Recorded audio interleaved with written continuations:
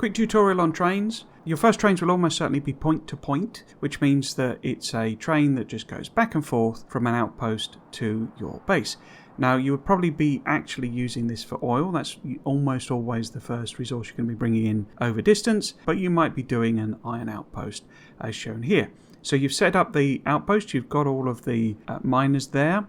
How do you do trains, basically? As I say, we're going to do a very, very simple point-to-point rail system. Okay, we will imagine that our base is somewhere down here. It isn't, obviously, but let's imagine it's down there. And so what we would want to do is obviously bring the material to one place to bring everything together. So we've got not one nice lane of stuff.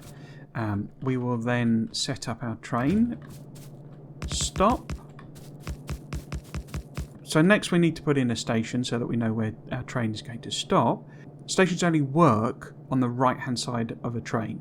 So irrespective of which way the rail is facing, if it's going that way, you can only put them on the kind of cardinal axes, so you're right or east and south and west and north, basically. So you cannot put them on diagonal rail. You cannot put stations on diagonal rail. So yeah, it will not connect. It shows you these green blobs as to the valid positions for putting a station. And whenever you place a station, irrespective of where that is, it applies for trains where it's on the right-hand side of the train. If the train is going in that direction, it will ignore that station because the station is on its left.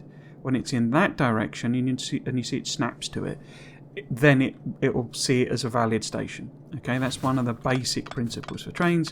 Stations only work if they're on the right-hand side of the train. The train will ignore any stations that are on its left. So if we're going point to point, we want the train to pull up here. So we'll put it here somewhere.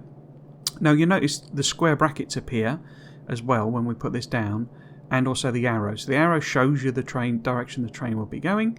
The square brackets show you where the actual train parts would be. So in this case we're going to do a 1-1-1 train, which means that we'll have one locomotive, one carriage, and then one locomotive, and the train will be able to go in either direction because it's point to point, it's a single line of rail. Okay, so here we want enough room that we can have a 3-car train, basically. So a loco, wagon, and another loco, and we want the middle one, the cargo wagon, to be aligned with where our belts are, roughly speaking. So where we've got this here is a good place. Okay, so we put that train in, put that station in rather. Now this is an iron ore outpost, and it's where we're going to be picking up iron ore. So I would typically name the station. I would use the symbols because they're a nice shorthand for the material. So iron ore, and then we are going to pick up that iron ore. So that would be what I would call this station. Okay. We then can put the train in. Now the train might already exist. It might be at the other side of your base. You see it's flashing for fuel, the red icon. So we need to make sure it has fuel, which means if we're building it here, we need to bring fuel with us. We'll just put in some solid fuel in both things. Just a thing, so the red symbol goes away. Now, we're going to put the material that is mined by these miners into some boxes. The reason for doing that, it is buffering. And the reason we buffer, and we're just doing something very, very simple. We're going to have power poles here, inserters here. The reason we buffer is that although we may be only getting one belt of yellow out, which is not a lot, this train may go to our base and be sat there for 10 minutes, 20 minutes. So we want enough material to build up that we can fill the entire carriage of our train straight away. And that means that then there is as minimal pause for this getting refilled as possible. So we want as much material as there is to fill a train to be buffered here. Now, you notice I said as much material to fill the train.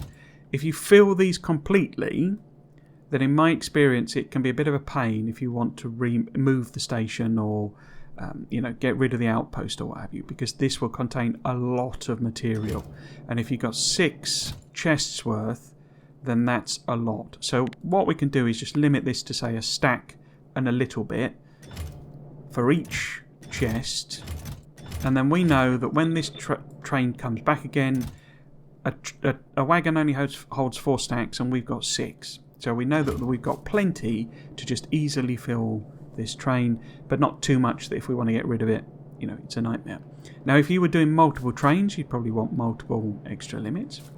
Typically, I would also put, being a outpost, I would put a radar here as well, so that we can see what's going on, say for when the biters come and munch on the base. And obviously we would want to defend this if there were biters, even remotely close to where we are. But this is the basic principle for a single rail line with a point-to-point rail.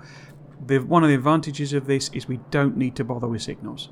Your early game, I know signals is where people get very hung up. Your early game, when you're doing point-to-point rail, you simply don't need to bother with signals. The only reason you would need to bother with signals in this case is, say for example, we headed off, we were going to take this to our base, and we managed to do this when you've got some copper down here and some oil here, and perhaps we ended up with a situation where we needed to cross the rail lines. Okay, for a simple point-to-point crossing the rail line situation, all you need to do is signal in this way. Okay, you don't need to bother with chain signals, none of that stuff. Now, you can use chain signals. You can put them in, and it's a way of learning chain signals with these very, very simple early game setups. But they're not really needed, because all you're really doing is you're breaking this rail up into several pieces. So you've got the bit of the rail that goes this way. By putting signals in, we break it up into a block. And so it's now 3 blocks. It's now 3 sections of rail. Okay, we've got the bit that's close to the mine, we've got the crossing point, and we've got the bit that's going to the base. Okay, and the same for the other line. If we're getting the copper, we've got maybe this is going to the base, this is the crossing point, and this is the bit that goes to the outpost. And so if there's any train crossing this at all of this goes red. And so I can put in the regular signals, and they do exactly the same thing. Regular signals covering all directions, because it's point to point, this train's just going back and forth all the time. All you need to do is make sure that at the point where they cross, it's a separate block, so that no train will enter. If there was a train crossing there, any train going either way on this bit of track will not enter this, because obviously it wouldn't just be one of those, it would be like that. And so you don't want a train crossing here at all, because it would crash into it. So regular rails will get you done. Okay, because what I'll do is I'll just set up a pretend drop-off station, and it's literally the reverse. So you remember that we put the rail signal effectively on that side for the pickup. Well, the train now is coming this way, so it wants the signal. I said, didn't I? The station on the right. So again, if that train was coming back, it would be like that. Now we would want to unload it in basically the same way. So we have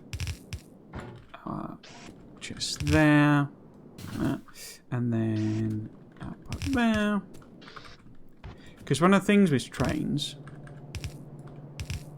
is that they're not some magic bullet. They're not going to appear extra material to your base.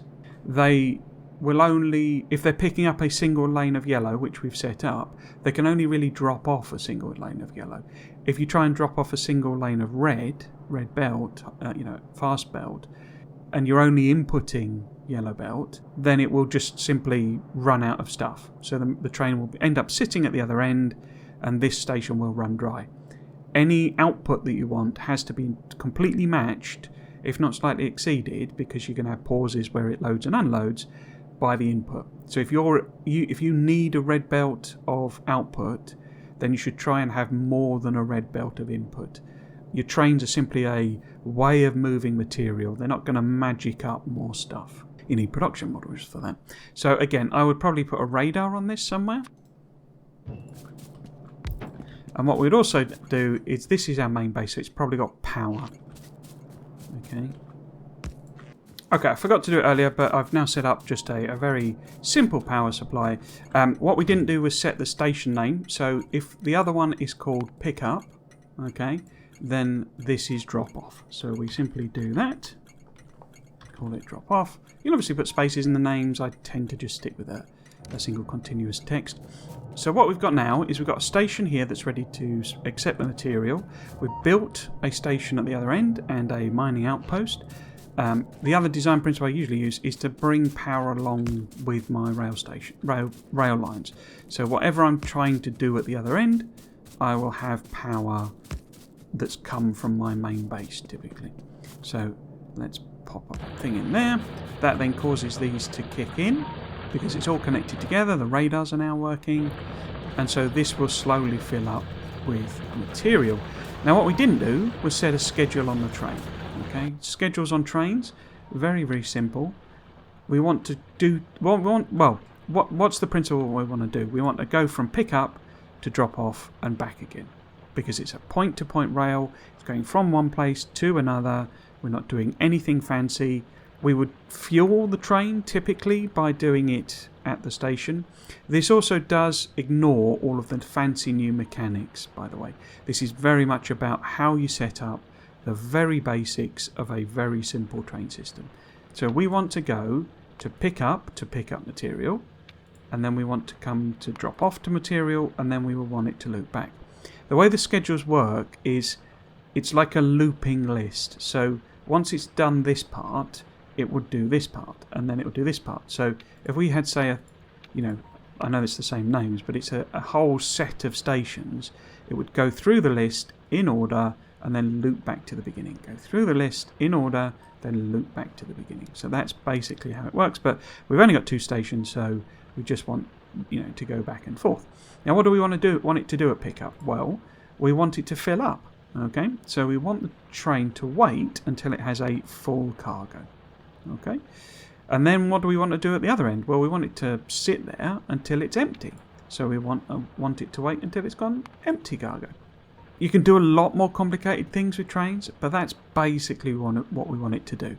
Point-to-point rail, very simple. We want it to go to here and fill up, to there and empty, fill up, empty, fill up, empty. And that's what this schedule will do. Now, if we put this on automatic, nothing will happen. Because as you see, this green bar is telling us that the train is not quite full, but it's nearly full. So let's hop in the train.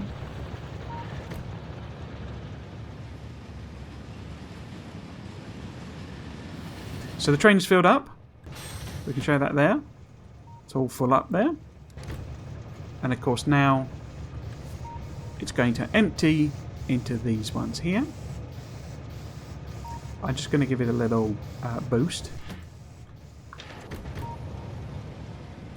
by taking the material out. So imagine that was all removed by the inserters.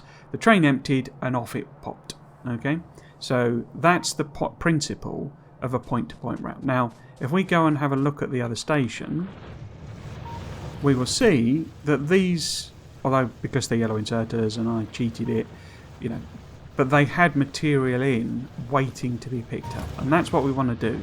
We want to ensure that our train is only here for the barest minimum of time. And by buffering on both ends, and we would probably do the same sort of thing. We will have a similar sort of buffer on either end, and by buffering we can take account of that travel time and loading time and unloading time. That's the purpose of buffering on trains. That's all you're really trying to do. You're not trying to cheat materials into existence or anything like that. You're simply trying to have enough buffer that your trains can travel to where they need to go, fill up, travel back and empty again. So that's the basic design principles of a point-to-point single train rail system. In reality, unless you're going huge distances, this is actually more resource intensive. We use more materials to build it than simply putting in belts, especially if we're only going to grab one yellow belt. One yellow belt, even though it might seem bonkers to build it all and lay it all down, is probably going to provide the material we need over these sorts of short distances. It's only when you get very far away that you would actually really need trains, because the throughput capacity is much higher.